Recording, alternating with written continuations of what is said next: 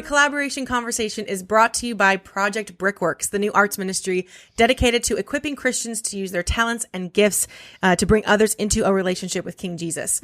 We started the collaboration conversation as a way for Christians to share about their upcoming projects and how they are using the gifts and talents that God has given them. Today, we are very excited to have Mrs. Amy Cato with us. Miss Amy, thank you so much for joining us today. You're welcome. I'm so excited to be with y'all. It's good to see you. Thank you. Y'all too. Well, so I guess it's been a few weeks since I've seen you. We go to church together, and so that's the connection, how we know you. And so for our listeners who might not know who you are, can you just tell us a little bit about yourself? Yeah. Right now, I am a wife of 16 years and a mom to 3. And I'm working from my dining room table most days. I do an office, but with COVID and pandemic and online virtual learning, I just set up my computer wherever the kids are, or if they're in their rooms learning, I'm just in a central location. So I'm in my office right now, which is fun to be able to use it and close the door and tell them to go to Big Sister if they need anything. But usually I'm at the dining room table these days helping them. So my career background is I started as an event coordinator. I told Diane that in the 90s, starting as an event coordinator with LifeWay Christian Resources, I jumped into a nationwide simulcast, creating that and arena events with 18 to 19,000 women. And I just felt the Lord saying, you're going to serve the masses now, but one day you're going to be serving the church and your children. And so that's where he drew me 8 years ago back home and back to smaller ministry. And that's what I'm doing now. So that is awesome. That's very cool. Very cool. Let me ask you a question though. Are your kids in school, or are they doing online learning? No, they're in school. They're in person. We're okay. Public school. So we're in person in a county that's allowing kids to be in person, but there's lots of the cases are too high this week. So we're virtual this week, or somebody's come into direct contact with somebody. So they're quarantined. So a lot of that back and forth and teaching them resilience. Yeah, totally. Well, you mentioned a minute ago kind of about how you're doing with quarantine. So how's your family doing?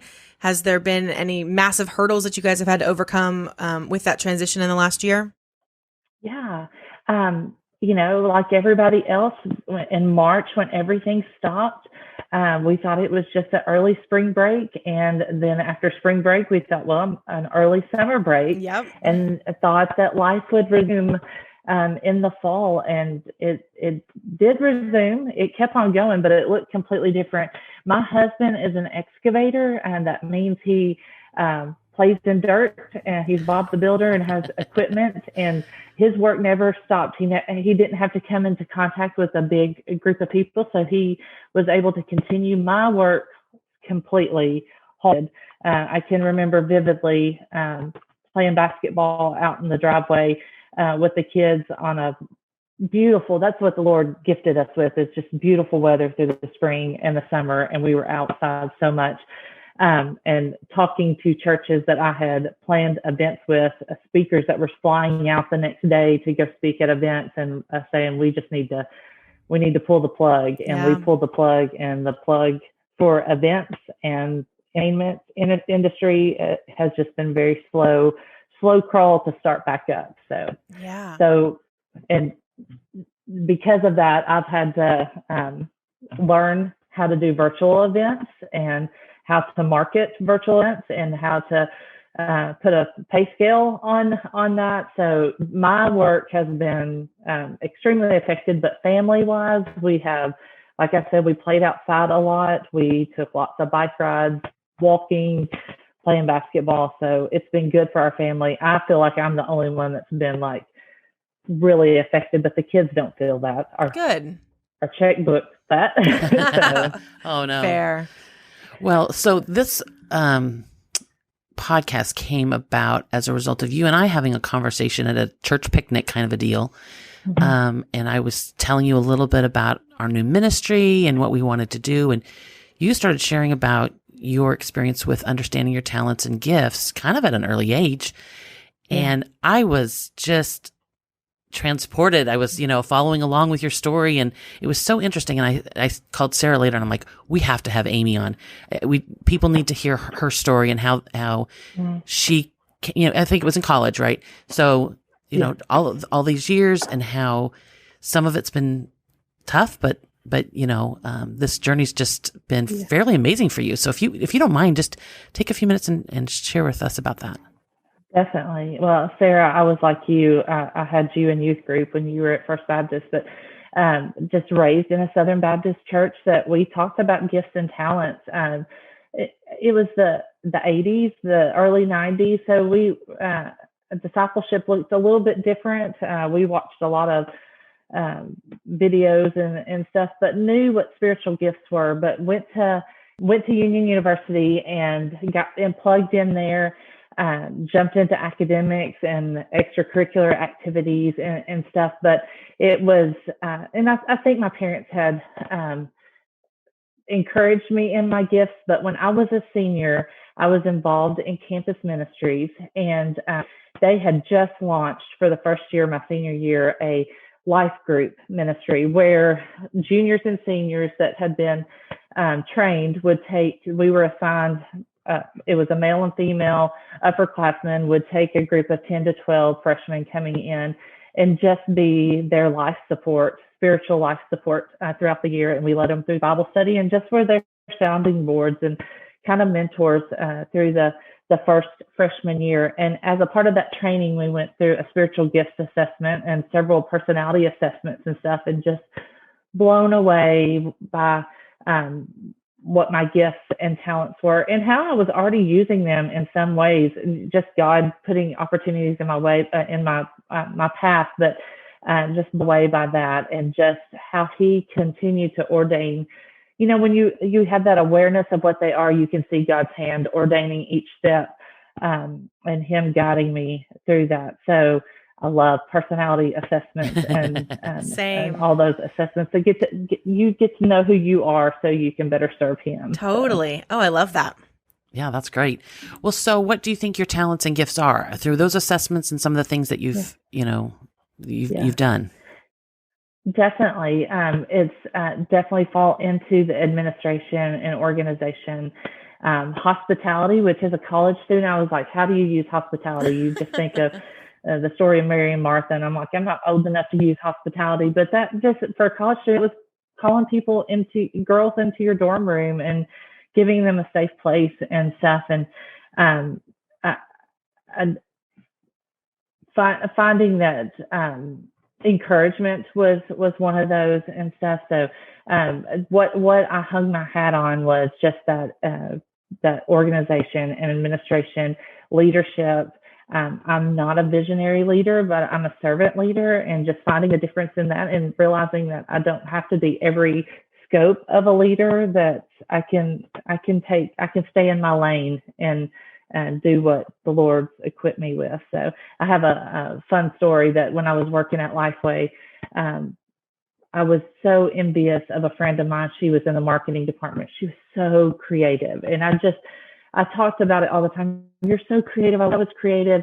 And she said, Amy, you are creative. The way you put together, how you organize your systems and come up with ways to make communication clearer and stuff, that is such a form of creativity. So I love that when she told me that. So now I call myself a creative person, because not everybody can organize like a person with the gift of organization can organize. Totally. So God's creative, and he gives us all creativity in our own scope. Well, and it's parts of the body, right? We can't all be the same one. And it's when we get to celebrate what others are doing and God's using them, that's awesome.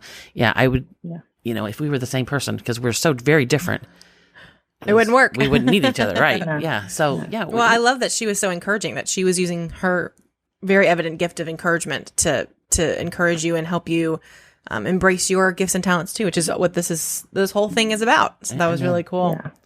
Well, so just to affirm you, we probably have, and we've talked about this before. We were at the donut shop once. we have similar giftings, and I love that when I meet somebody else who gets the idea of servant leadership, just modeling what Jesus has called us to do, as opposed to all these other forms that are so hurtful for the most part when you're trying to lead people poorly. So I know that that night when we were sharing about, I think it was a job that you were doing at the time, and I was trying to pick your brain, just having you say that, I'm servant leader. I'm like, oh yeah, me too. I like that, Yeah. When I've talked to different people about jobs and stuff, and right now, I don't know what it is, but visionary leadership is so important for corporations and stuff. They do want to have vision and stuff, but I have just learned, and it may hurt me in the short term, but just to say, I'm not a visionary leader. I am one that just, my personality, I'm a thinker and a processor. I don't shoot off the hip. If you give me an idea or a thought, I'm not going to be in a boardroom and spilling out ideas, but 2 days later, 24 hours later, 48 hours later, I will come with a handwritten thoughts on all of that, and just being comfortable in that I'm not everything. I'm not all things to all people, but I do have that gift of I can go away and come up with some good thoughts, and just telling people I'm not your visionary, but I'm a processor. And so totally, I love that. I think that's awesome because both types of leaders are desperately needed. So you talked to us a little bit about how in college you got plugged into discipleship and mentoring others. Can you talk to us a little bit about your journey from college to your career path and how God called you into that and what that looked like? I love the thread of God working in our lives. When I was involved in that campus ministry, I went to a small, in air quotes, small conference with 10 to 12,000 people called Passion. And we know where Passion has gone now, but it was one of the first years of Passion. And two things happened at that conference. First of all, my eyes were wide open to that large scale events, that discipleship can happen, that true worship can happen amongst 10 to 12,000 people. It doesn't have to be a small church event. And then I was introduced to a Bible teacher named Beth Moore for the very first time. The two people that struck me that spoke that weekend were John Piper and Beth Moore, and never had heard of either one of them. So I came back from that event, graduated with an English degree. I had started union with optometry. Just the Lord, through disappointment and struggle and hardship, just showed me that I wasn't supposed to be in pharmacy, which had been a dream. I found my identity so much in my academic achievement. And when I was not doing so well in organic chemistry and physics, it was just such a disappointment. So I just went the furthest I could get away from the sciences and went to English. And I always liked to write and stuff. And so I went to the English department. Well, then I found disappointment there that I didn't enjoy the classroom. And that's all I knew that you could do with an English degree is teach. And I did that first practicum and was so disappointed. And by that point, my parents were like, you've got to graduate.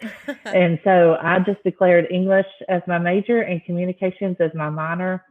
Graduated. I was a Denver graduate, so had that next semester where people weren't really hiring. You kind of just get in your mind that people are hiring for the spring graduates. So my parents gave me the blessing after a friend encouraged me just to take the semester off and work a summer camp.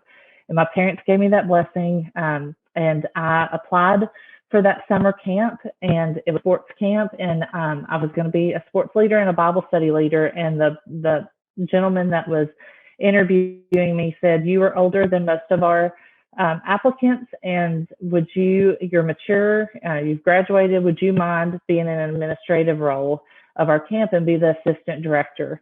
And I said, well, I would do that. And so I did that for the first summer. it was working with church group leaders. It was doing registration as the churches came in. It was keeping the supplies for the summer. It was mentoring the staff, just being their mama. Like usually the director was a male and the assistant director was a female. So we were their mama and daddy. And I loved it. And at the end of that summer, that same guy that hired me for camp said, we've got these internship programs. It's basically a paid entry-level position at LifeWay. You use the 9 months between summer camp to plan for the next summer. And he asked me to come on board, and I stayed in the office working camp in the summer and going back to LifeWay in the fall, winter, and spring, and planning camp for 4 years. And by the time I'm about 25 years old, I'm like, I've got to get something with it. It was paid, but it's no benefits. And right. Like, I've got to get started on my career. Well, in the meantime of working the camp area, on the same floor of that office was the women's events area. And that same speaker that I was introduced to at Passion, Beth Moore, was exploding and Bible study curriculum, teaching women.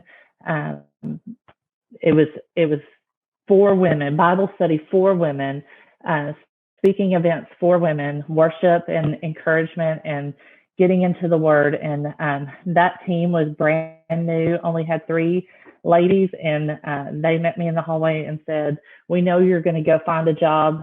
Don't look quickly. We've got something for you. Aww. And her events were exploding so much, filling up churches and arenas and convention centers, that LifeWay had challenged them to start a nationwide simulcast.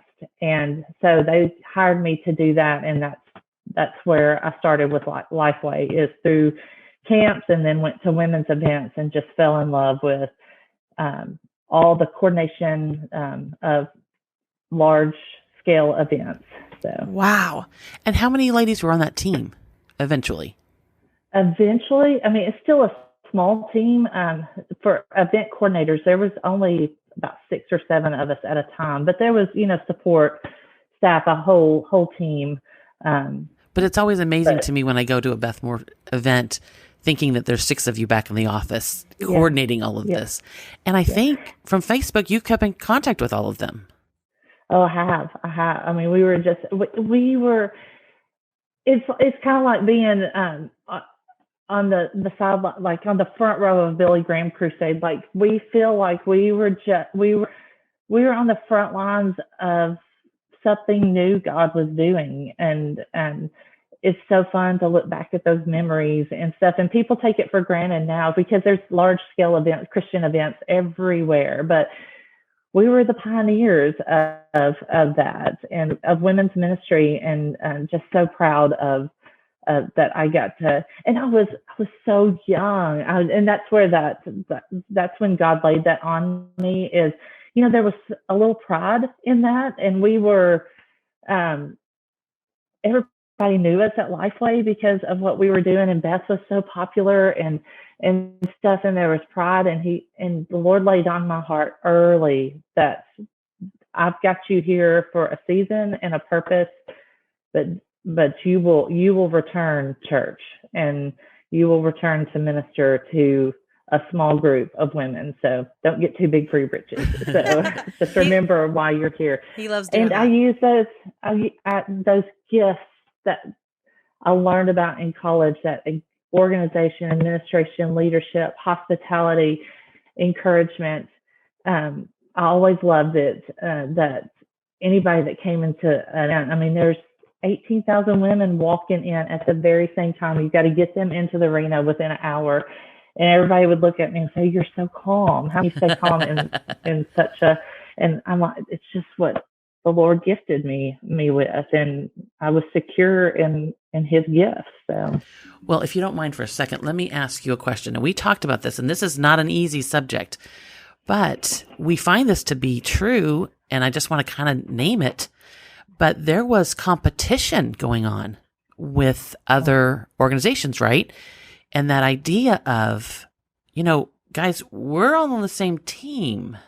Jesus had his disciples and his apostles. Like, he needed other people to help him spread his message, and so I just encourage anybody out there. There's room for all of us. Like, there's so much. When one ministry's not speaking to someone, somebody else will resonate with something else. So Totally. Well, so what's the next chapter? the next chapter, after I coordinated events for 10 years, was married, had my first child, and Bill and I were ready to have a second, and just could not fathom. This was before remote working. I mean, if fast forward, if we had been in this time, I would have continued working because I would have been able to raise kids and work remotely, but that was just not an option. When Adley was born, our second one, and it was a hard, gut-wrenching decision to come home and raise my kids. And I not only felt like I was leaving my job and my co-laborers in the ministry, I felt like I was leaving my ministry, and could not imagine how coming home and changing diapers and raising babies and toddlers could use my gifts. I felt like I had one lane, and I felt like I was in it. I was running wrong, but just felt the Lord telling both Bill and I that it was a season that I needed to come home. And so I resigned my position. I knew that it was not a position that I could walk back into, that there were people deep waiting for my position, and that without a miracle, I would not be returning to it. And so I came home, and it was within the week of resigning and coming home that our worship leader for our conferences, Travis Cottrell, called me, and he said, "Hey, we're in a transitional period. I need somebody to run my ministry. Can you run our ministry from your house?" And so I did that. I've been home for 9 years now. I did it for about 7 years. And in that 7 years, continued to just word of mouth. I really did. I had another kid after Adley. So I had 3 kids, and just word of mouth, other speakers that I had worked with and knew from LifeWay calling and saying, "Hey, this is getting over my head. This is not my gift. I'm a speaker or a writer. I'm not good at returning calls or doing my travel. Can you do my booking for my events?" And just word of mouth, I just kept on adding their clients, but they're my friends, just working with my friends to book their events and run their ministries and do that. And just being able to go to the pool with my kids in the summer and able to help at school and stuff. So that's what I'm doing now. I thought, after Ford went to kindergarten, he started kindergarten this year, that I would head back into a full-time career, but COVID said no. So I just continuing to work from home and booking events for other speakers and other authors. So, Amy, when we were having our conversation at the church picnic, we were talking about training up a child in the way that they should go, and how important it is to identify our kids' spiritual gifts and talents. And you just had such a unique perspective on this topic. And so I wanted you to share with our listeners, your journey and how you view this. Yeah. As y'all know, as any parent, we make decisions, and those change daily. You do something, and then you change your course and stuff. So we're still changing courses on this, even after the day that Diane and I talked about this. I was listening to a podcast where my tune changed again. So I just lean in so close to the Lord, and ask for forgiveness where I mess up, and ask Him to lead me and stuff. But for the most part, we have been so careful to guard our kids from labels and stuff. We have a line of anxiety in our family. It's an ebb and flow, and it comes and goes, but when it hits, it's debilitating. And we just do not want our kids to be labeled with that. When we see just normal worry and anxiety, we don't want to prematurely label them with that, because even though it's our journey, and we wouldn't take anything for it, because it's grown us closer to the Lord, and He's been sovereign and sufficient through that. And but you just don't want that for your kids. There's just some things that you just don't want for your kids. So we have been so careful about not using the word anxiety and worry to define our kids. But in that, we have erred on not calling out the good things about them. And we're raising a 14-year-old girl, a 9-year-old girl, and a 6-year-old boy, and we're in the middle of adolescence with our oldest one, and she is an introvert, and I have seen sometimes, even when she was little, that somebody would talk to her, and I see the uncomfortableness in her, that I would just call it out and say, "Oh, she's so reserved," or "She's so shy," and then I would see her acting into, like, she would continue to, she wasn't growing out of that. So then I became careful about, just, those are innocent. That's not going to be dangerous to her. But I was so careful about calling out any labels in them. But I have missed out on calling out their gifts and their talents. And so we have. And I was listening to that podcast I was listening to, said we name our children from the day they're born. I mean, that's one of the main things you do as a parent when you find out you're expecting, is you start working on the name before you get the crib, before you make a registry. You're talking even before you're expecting. Bill and I had names picked out before we were even married. I said, I like this name for our future kids and stuff. And they take on that identity. We changed Ford's name. We had a boy name picked out from the very beginning of us dating, and we changed it, and Bill changed it. And I said, I like that name. I like Ford, but you're going to have to give me 2 or 3 days to grieve who I thought he was. Oh. And so naming is so important. Biblically. Like, I'm reading through the Bible right now chronologically, and there's so much importance in naming, God naming us naming God in the Old Testament. So I think it's so important for us to call out those good things in our kids. But we do have to be careful, and we just got to ask for wisdom and understanding and forgiveness when we call out the wrong things, because our words are so important to them. So we see their gifts, and we call out that you're athletic, and you're not using athletics for your own glory. You're using it for God's glory, and for you to learn leadership on the court or the field. And Adley, you've got a beautiful voice, and that's not just for you to close yourself up and listen to karaoke and have a good time. You will use that for God's glory, and we will help get you training for that and stuff. So we changed our tune a lot, but we're just, and I just pray that the Lord tells me words to speak over them, and gives me the obedience to speak that over them. Absolutely. Yeah. It is amazing, because, I'm in the same community with you. And so I do see how very talented your kids are. And I do love that you're just really encouraging them. You even said something about, our oldest son's going to be your oldest daughter's softball coach. And I love that community where you are investing in them, and there's people around you that are investing in them. And, your daughter's a great athlete, so we'll see where that goes. But it is amazing. But part of that journey, though, you said you guys made mistakes, but I think some of it's just trying things. You don't know that they're not a good athlete if you haven't tried, Yeah. So that's all great.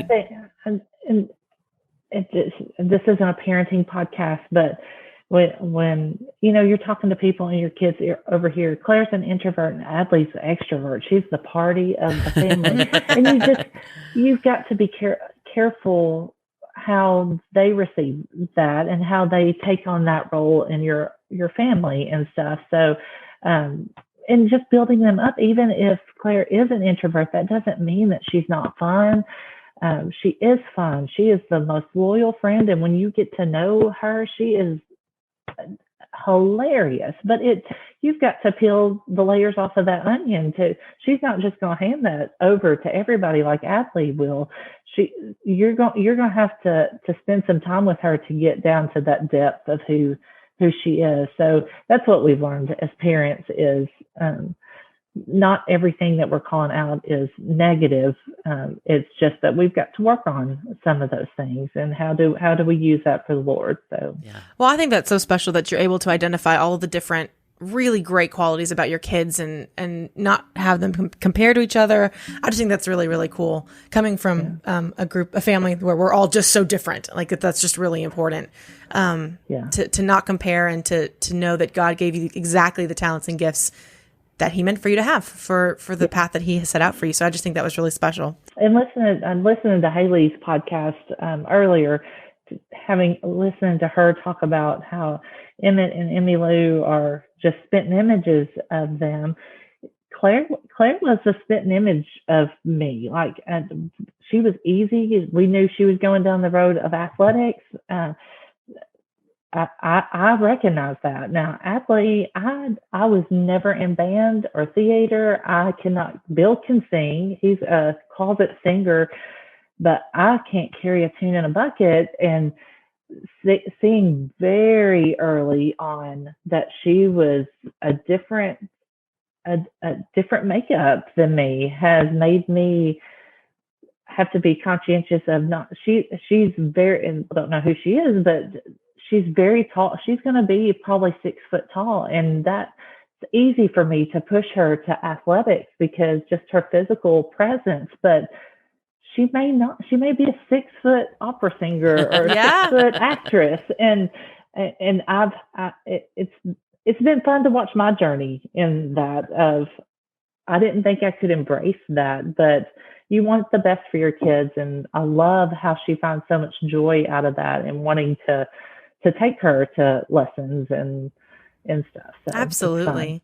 Well, I just love how you and Bill have clearly partnered on that and really pour into your kids. I remember, and I don't remember details because I was young, but I remember when you and Mr. Bill got engaged, and it was like all anybody could talk about at youth group. It was so sweet. So I wanted to ask if you would share the story about how you two got together. I hear it's very cute.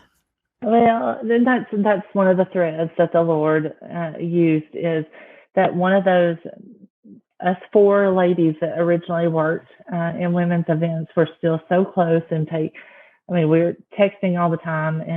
But one of those was the youth minister's wife at our church in Fairview. And she is an extrovert. She is a party waiting to happen. And she was in this small community, and she kept on saying, I was single, of course, and looking for a church in Nashville. And she said, why don't you come out? We're so fun. And I'm like, I'm living in Nashville. I'm not going to go out to this small community of Fairview and get plugged into this country church. I will never meet anybody. And she kept on asking me to come out and get involved in youth and stuff. I'm like, no. Well, then she got smart. She said, well, why don't you come out and meet this cowboy of a man? He is a hunk, Amy. He loves kids, and he works in the youth department, and everybody adores him. And I'm like, well, maybe I can make one visit out there.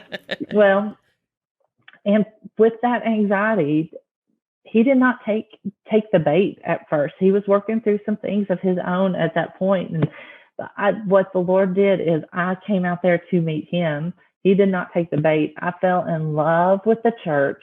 I fell in love with the community. My first visit to Fairview was in January. I joined the church in June and was involved with the youth program. And he asked me out on our first date in August. And it was quick courtship. And we went on our first date in August. He proposed in January, and we were married by the next June. So, and we were older. I mean, he was he was in his 30s, early 30s, and I was in my late 20s. So we knew what we were looking for. But the Lord used that connection with my coworker. If I had not been obedient to the Lord to work camp and then eventually work women's events, it just changed the trajectory of my life. Absolutely. And it's our home.